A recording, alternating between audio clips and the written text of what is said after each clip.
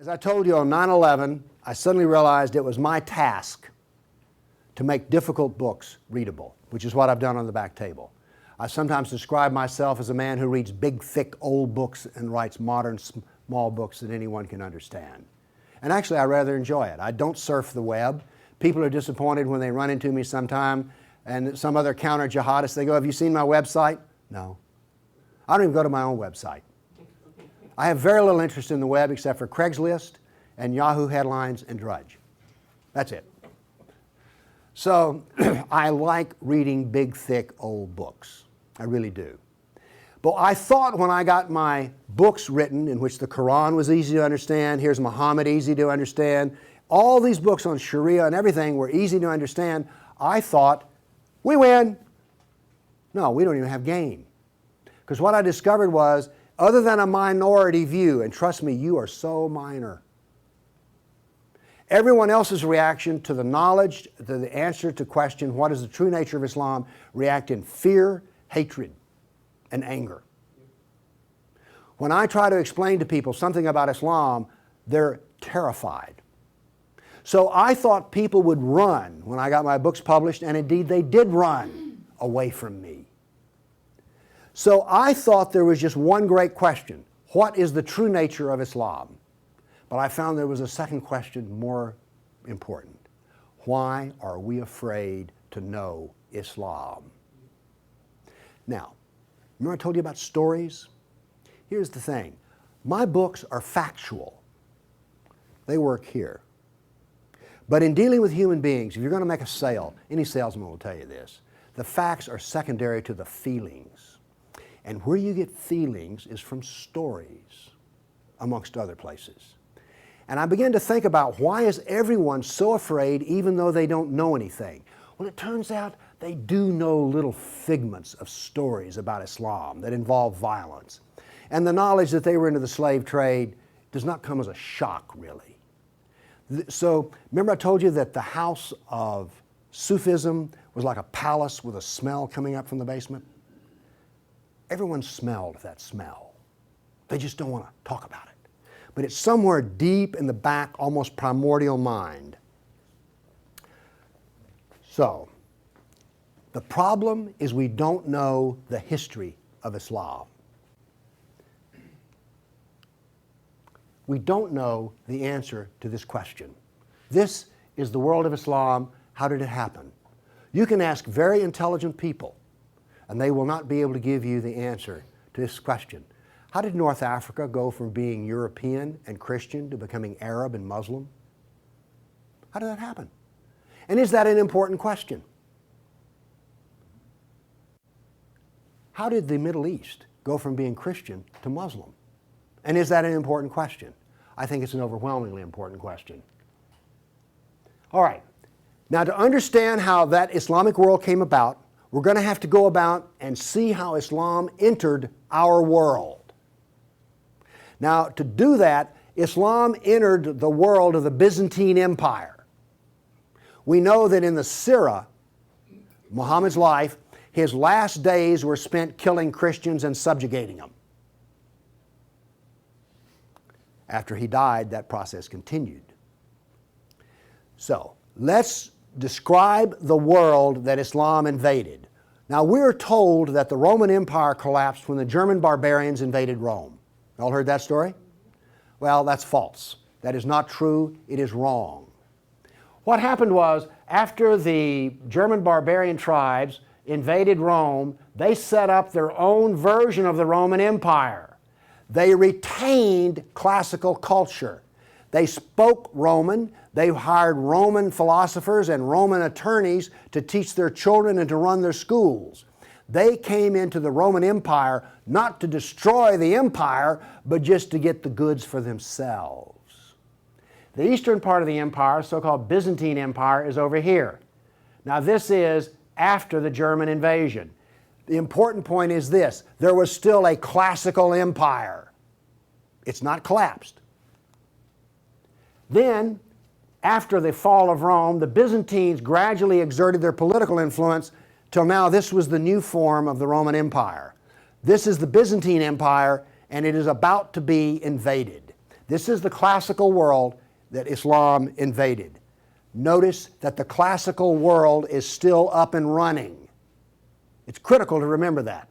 It was now weak, but it was still up and running. We're going to see what caused its collapse. Here we see in 25 years, 3 stages of development of the spread of Islam. This is 25 years' work. How is it that the Arabs were able to do to the Byzantine Empire what the Persians could not do in Iran? Here's the answer to that question. It has to do with Iran, actually. The Greeks and the Persians had been having wars since forever. All right? The 300 at Thermopylae, that was about the Persians. All right? Alexander the Great, he defeated the Persians. The Persians kept hammering on the Romans and then the Byzantines, and 25 years before Islam invaded, there was one massive last series of battles that left Persia weak and the Byzantine Empire very weak. Then comes along the Black Plague. 1 person in 3 dies. So the Byzantine Empire, when Islam invaded, had been weakened by a long war with Persia and the loss of 1/3 of its population. The economy had collapsed by 2/3. You think the Obama economy is bad? Try 2/3. So we had an empire that was weak, invaded by people with a mission. Now what's important here is these 3 different shades of green represent the different caliphs. This empire is beginning to build here came from people who could be described as the apostles of Muhammad. Why is it important to know that? They knew Muhammad.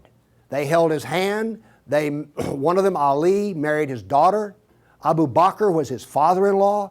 These people are not just brothers in the religious sense, they're brothers in the family sense. They knew Muhammad like I know my wife. And what did they do? Did they go out preaching the Quran? No, they didn't. They picked up their swords, got on their camels and horses, and went out whacking Christians and Persians. That is, this is the true nature of Islam. Here you see it. This is the fruit on the tree. Massive destruction. Now notice something else that's happened here. Egypt is the breadbasket of the Mediterranean. Syria, the heart of the intellectual world of the classical empire. In 25 years, the classical civilization lost its ability to feed itself and lost its biggest brain trust. This destroys classical Christianity. Christianity that we have today is a bloody stump of the original Christianity. Why? This destroyed the heart of it, transformed it. The first stage of the annihilation of classical empire, gone. The heart of it's gone. Okay. A century later, notice over here in Spain, 750 AD, Spain is already Muslim. This is rapid fire conquest. This is going to become very important because this happened as it were in the life of a nation overnight. This brutal assault is the key as to why we fear Islam. Now then, you're next going to see history that you've not heard before. I'm not a historian, but I am a scientist. And I can reason from data. I knew, once I read the story of Muhammad, that I had been fed a pack of lies about what caused the Dark Ages. Roman barbarians didn't cause the Dark Ages. First off, why would these barbarians were Germans? These are the same people who made Germany. You're telling me they were too stupid to learn how to do Roman law and stuff? Of course not. They were very intelligent people. They didn't cause the collapse. But that's the classical theory. If you go to Vanderbilt, that's what they'll teach you. Here we go with the data. There has recently been a lot of classical ancient works that have been translated and put into a database format so they can be accessed. There's been massive archaeological research under the ocean and at the edge of the Mediterranean. From this archaeological research, we're able to track history and economies. All right? That figure I gave you about how the economy collapsed, that came from the study of sunken vessels. Because if you're not buying much, if 1 in 10, let's say 1 in 10 ships is sunk, that figure's not that high, but whatever. If you see a lot of sunken ships, there was a lot of ships sailing around. When they go down, the economy goes down. So from this data, we know a lot. And this, in particular, the database of ancient documents, gives us 548 battles that Islam fought against the classical world. This is all new information. I've talked with people who consider themselves history buffs, and they go, well, let's see, battles of Islam against Europe. Let's see, we've got the invasion, we got Tours, we got the invasion of at Gibraltar, we've got Lepanto, Gates of Vienna, collapse of... Okay, that's 5. You talk to a historian, and those are the 5 battles they can scratch up. And I remind you, you can have all of these slides if you just send me an email for it. Okay, what does this new data show us? It shows us this. See the white spots? They're brand new battles. They're going to change to red. These are new. Every time, I want to show you this all over again. Every tick is 20 years. The new battles for that 20-year period come up in white, then they fade to red to show you the history. So white's what's happening right now, red has happened. Let's see how these 548 battles act out over. We're going to watch, in 70 seconds, we're going to watch 1,200 years of conquest. Look how fast this is happening. Bam! Here comes... You didn't know France was hammered that hard, did you? You heard of Tours. Watch what's happening in Spain and the islands. Now, many of these raids or battles, if they're at the coastline, are slave raids. The slaving that took place in here was extensive and went on and on. All of this work is also happening now then. We're now into the golden age of Baghdad. This is the punishment that's being handed out to Christians everywhere. In Spain, after one battle, there were knights' heads were cut off and they made a pile so high that a man on horseback couldn't see over them. All of the European civilization in North Africa is now gone. I have a question. Have you read the 13th Tribe? No. Okay. Now, pretty soon, and by the way, there will be a period of time, and you can see the clock running up here, there will be a brief blip of 5 battles that occur in North Africa, the Barbary Pirate Wars. We're on there. Okay? Now then, Byzantium has fallen. Now then, Eastern Europe is being hammered. Notice that it is relentless. It doesn't stop. This is the history that you're never told about. This is the history that explains how all of this came about. Now then, they're getting slower because Islam is becoming weaker.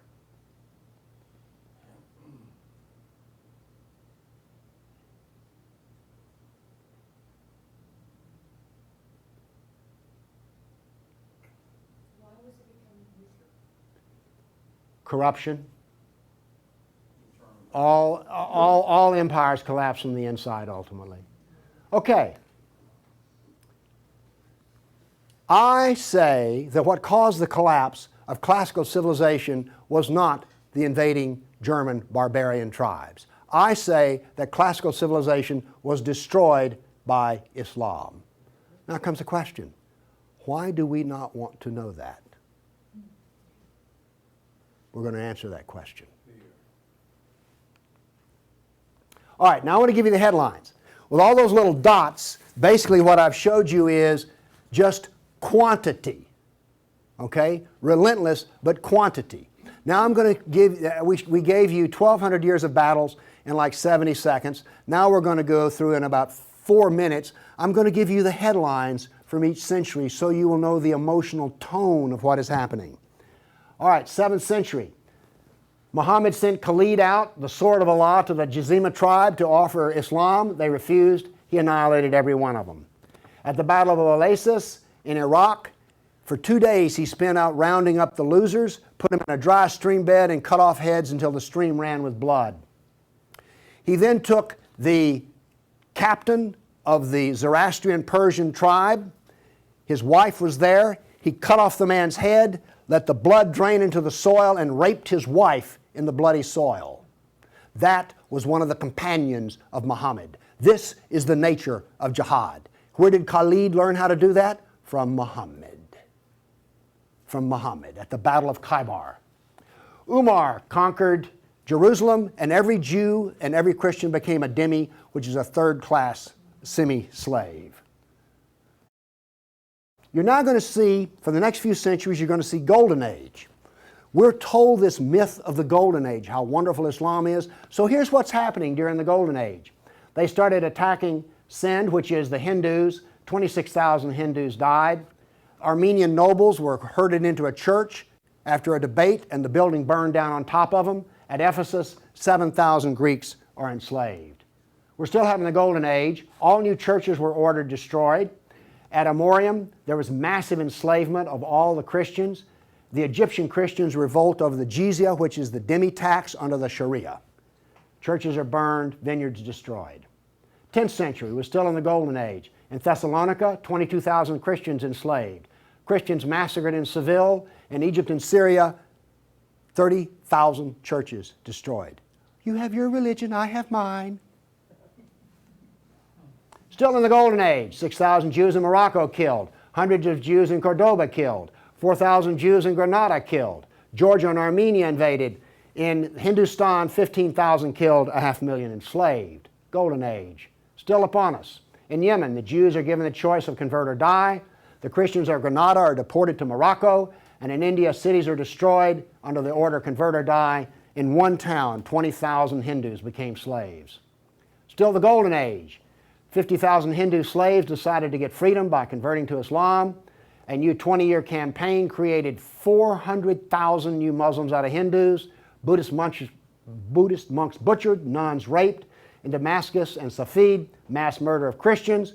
Jews in Marrakesh massacred. Tabriz, forced conversion of Jews. Still, we're in the Golden Age. There are riots in Cairo, churches are burned, Jews of Tabriz are forced to convert. Tamerlane, one of the most evil men who ever lived, massacred 90,000 Hindus in one day. 30,000 in another battle, massacred in cold blood. Another Muslim leader takes 180,000 Hindu slaves. Oops, we're out of the Golden Age. See if you notice any change in tenor.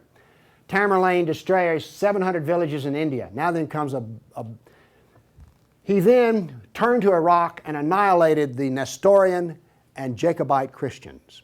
The Nestorian Christians, half of the Silk Route in China was Nestorian Christian. The Nestorian Christians had emissaries and missionaries in the court of China. Afghanistan was partly Christian. All right? Gone. This is part of the destruction of the church that no one knows about. 700 years of attack, they finally destroy Constantinople. 16th century, the son of Tamerlane destroys temples, forced conversions. 2 of his generals built 2 towers of human heads. Once again, you couldn't see over them.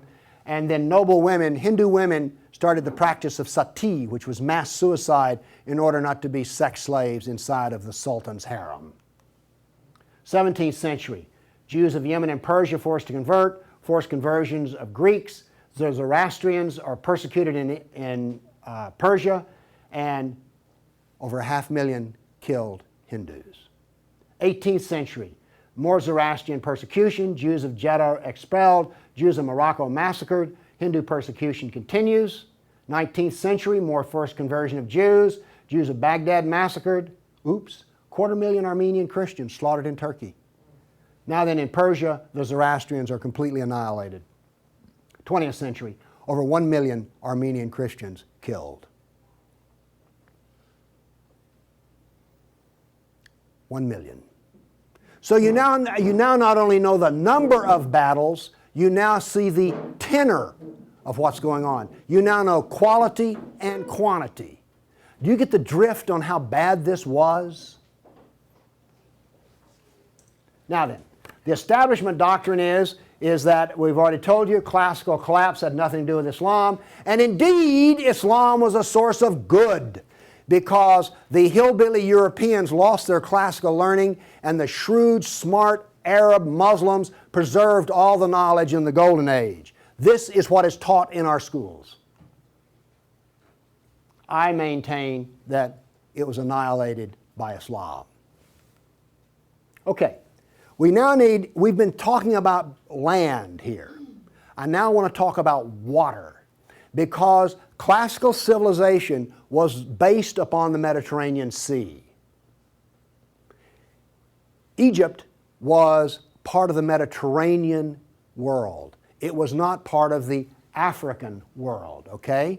Because to go from Alexandria, Egypt to Nigeria was a lifetime.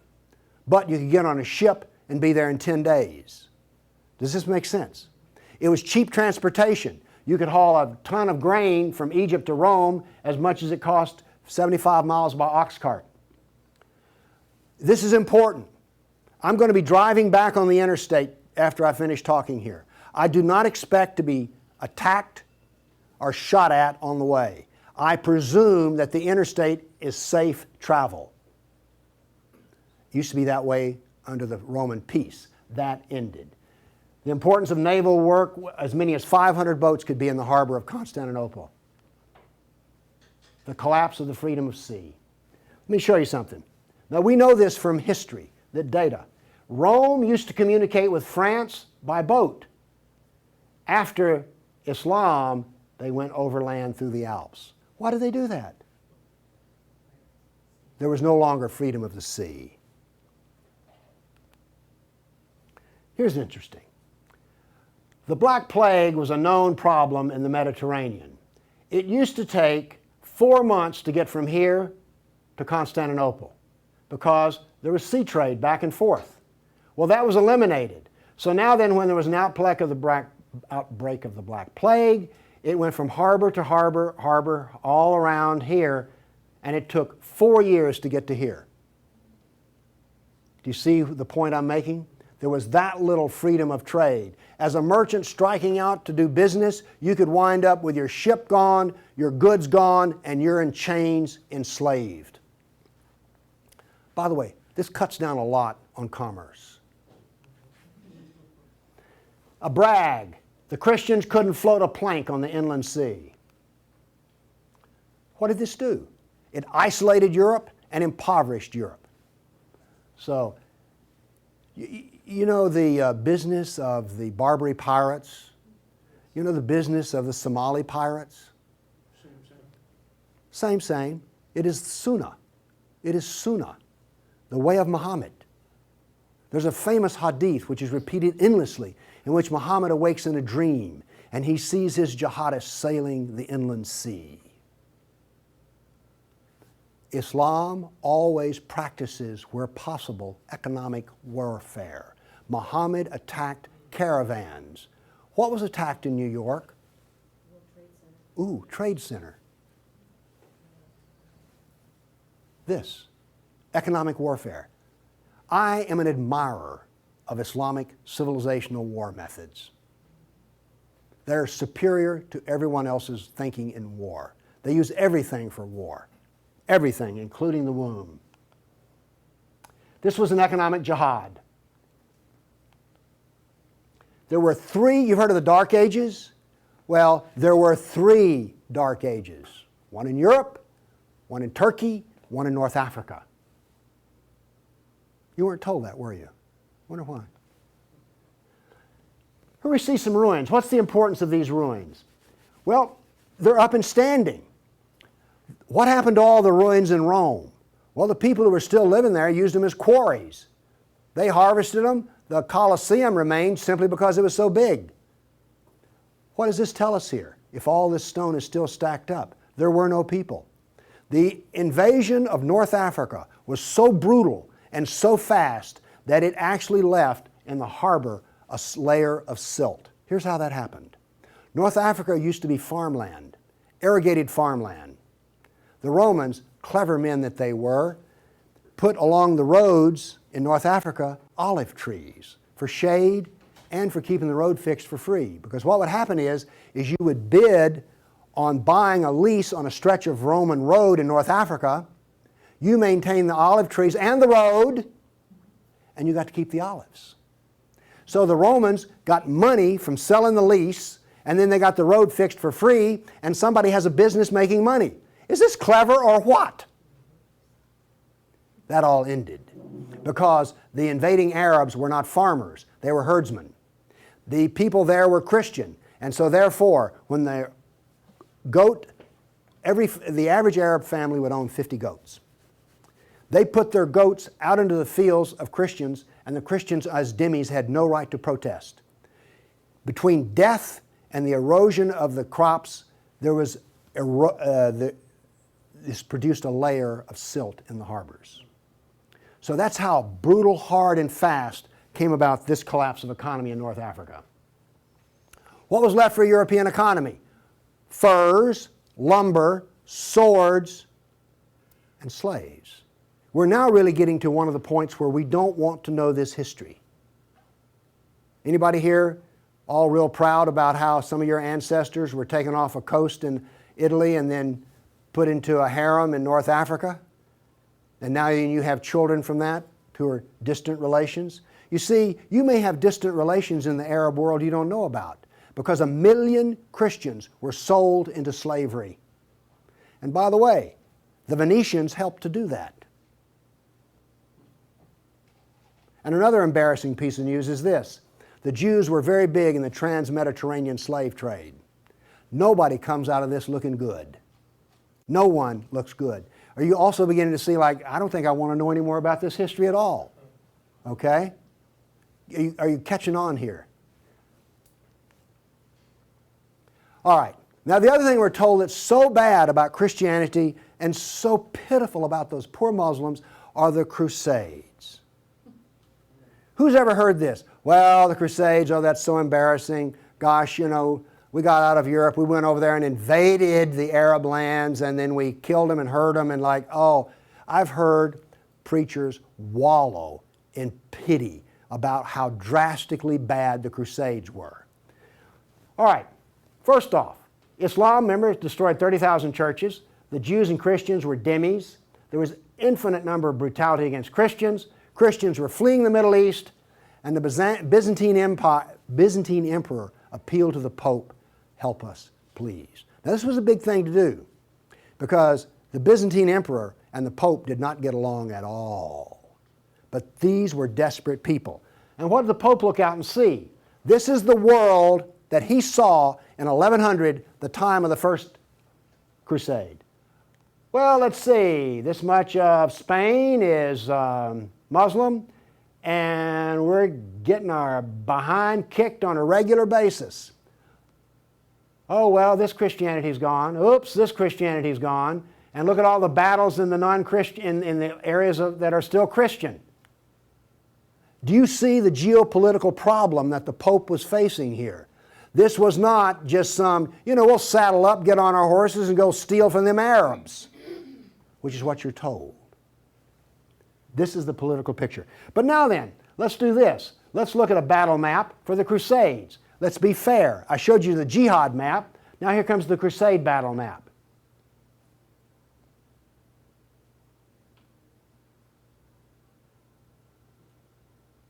We're almost done. That's it. Now we're told that the Crusades are the moral equivalent of jihad, and therefore we need to be ashamed and whine and cry.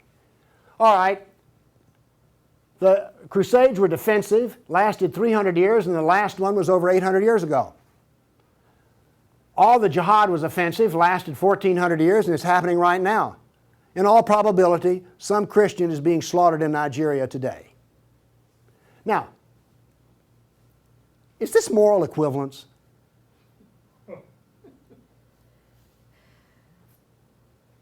Why won't they teach this in a church school?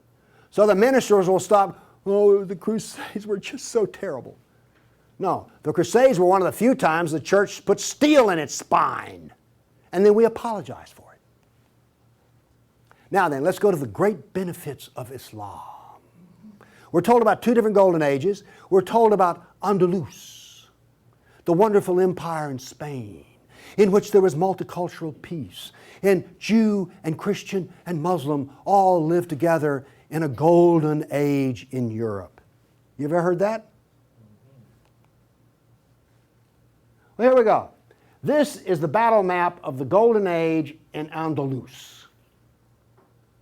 Now, while all this is going on, orders for slaves are being filled. The first slave order out of Spain was the Caliph ordered up 3,000 blonde virgins. They were shipped out of Spain. Battles are going on in which Christian knights die, but notice something here. The Christians won't quit fighting. This is going to take 700 years, and there's going to be nearly 150 battles fought. Where was this caliph located? There was more than one caliph at the time. This was a caliph in North Africa. Okay. Now then, looking at this, do you understand why when Isabel and Ferdinand were finally in full power, they told every Muslim in Spain to get out of here? They drove everyone out. Okay, my question for you is this. Was Andalus a multicultural golden age or a reign of terror? I claim it was a reign of terror, and it was not a golden age at all. And yes, there were a few people who had it good. The elites had it good. There were some rich Jews and rich Christians that had it good. Also, otherwise, there was constant war, slavery, and Christians had to wear robes so you could tell a Christian from a block away. And a Christian couldn't carry a sword, and they paid special taxes. And then we come to the question, why are we told this story? Now we have the Baghdad Golden Age. Here we go.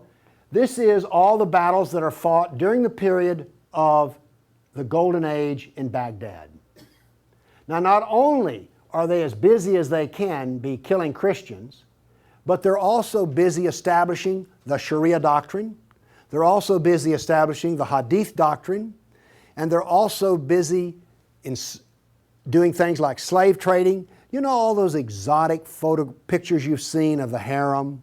They're sort of pre-Playboy sexy, beautiful women in gauzy outfits. All of those women were Christians. Less romantic sounding, isn't it? The other thing that's happening in Baghdad is this. A new philosophy is being generated in which there is no cause and no effect. This turns out to paralyze the mind. Okay, those were all the battles that were fought during the mythical Golden Age. Okay, during the Golden Age, Christians and Jews were dhimmis, Christians were sex slaves. Here's one that gets me. During this Baghdad Golden Age, they evolved a philosophy in which there were no laws of nature and there was no cause and effect. I'm a scientist. We work off of two laws, the law of contradiction, does the data contradict the data, and the law of cause and effect. I've just explained to you why out of their Golden Age, why you don't find Muslims getting Nobel Prizes in science. You cannot be a scientist and not believe in cause and effect. You just can't. Won't work. Now then, the Christians did all of the vaunted translation of the Golden Age text, and get this. We're told that this was such a great peak of learning, they destroyed 90% of the books. And we're told that the remaining 10% they preserved is like, oh, this was the Golden Age. Oh, we live in eternal gratitude to the Muslims. If they had come along, we'd have had 100% of them. Presented with a library in India, the largest library in the world was a Buddhist library in Nalanda. They came to him and reported the existence after they had conquered, and they said, "What shall we do with the library?" The order from the general was this: if it contains any information that is in the Quran, we already have it, burn it. And if it contains any information that is not in the Quran, it is false, burn it. The same was done with most all of the libraries. And why are we told this was some wonderful golden age that preserved knowledge for us? Ottoman Empire, 1683. The reason I have this up here, Islam in Europe.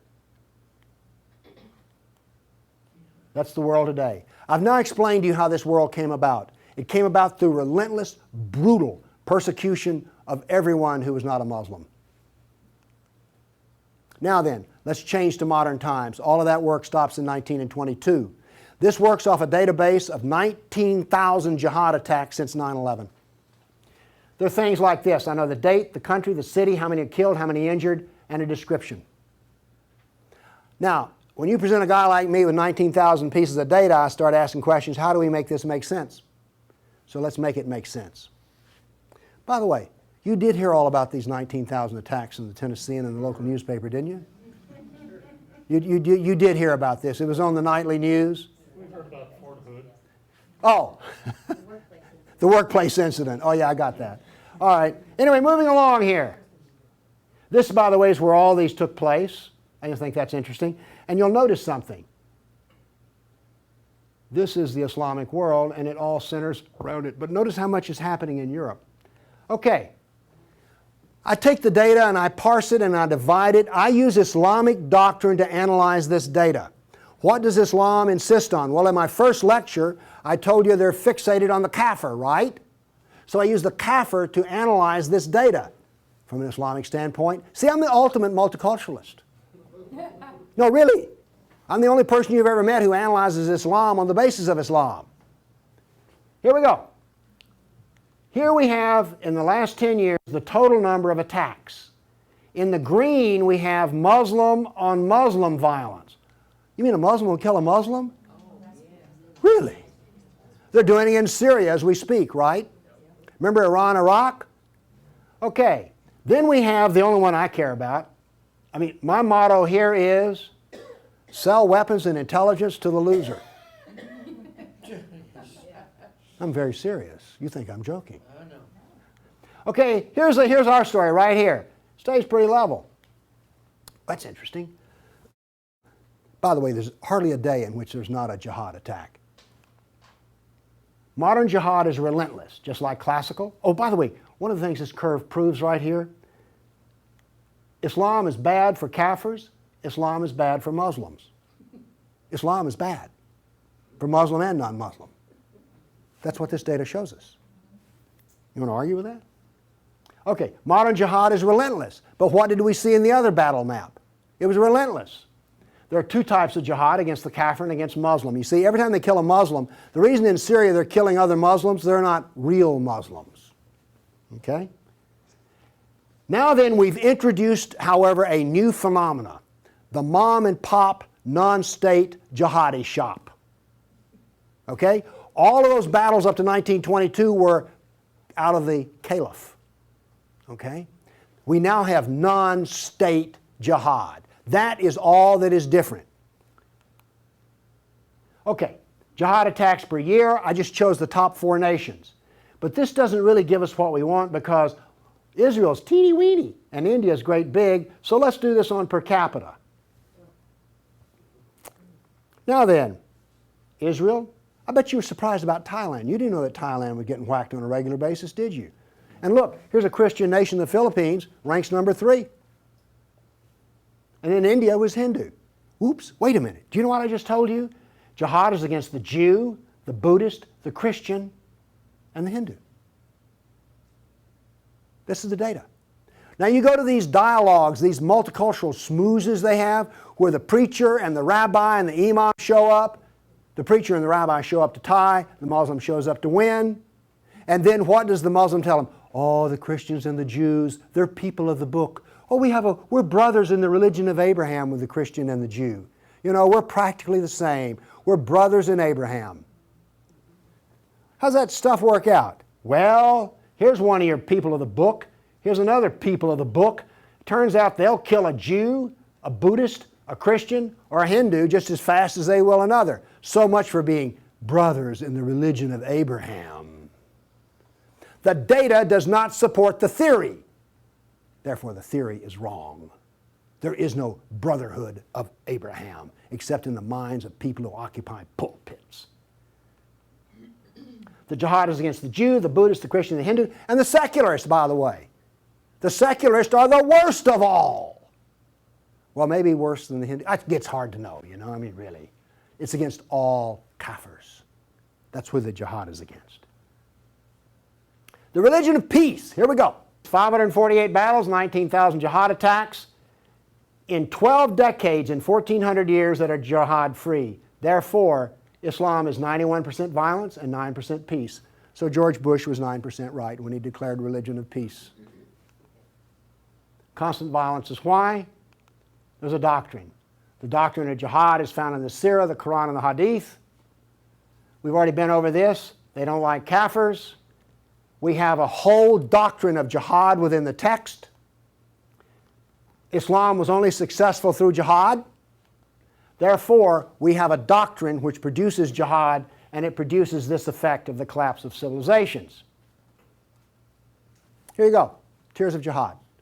270 million dead over 1,400 years. Read them and weep. Read them and weep.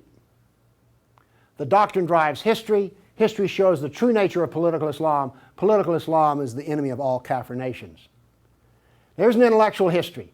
In 1,400 years, I've read a lot of old documents. They never talk about the Muslim. They talk about the Arab, the Turk, the Moor, Al-Qaeda, Asian, and it's always been by specialists. And today, all the established specialists are apologists for Islam.